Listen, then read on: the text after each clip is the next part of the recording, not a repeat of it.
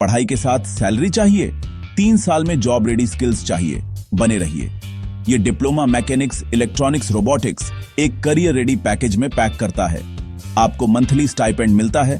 हाँ, वे आपको पैसे देते हैं। साथ ही पेड इंटर्नशिप भी तो आप असल में सीखते हुए कमाते हैं। Real companies on job training देती है। पीएलसीज, sensors, automation tools, hands on experience, सिर्फ टेक्स्ट बुक्स नहीं।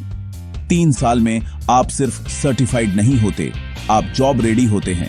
Service tech, automation engineer, robotics technician, maintenance lead. Trending industries, manufacturing 4.0, industrial automation, automotive logistics में बहुत हायरिंग हो रही है।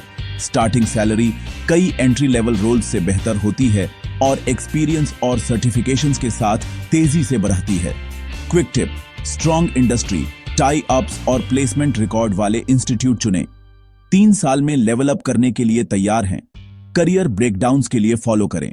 हेलो, आपका स्वागत है जो है डिज़ाइन इंडिया का डिजिटल मार्केटिंग सॉल्यूशन।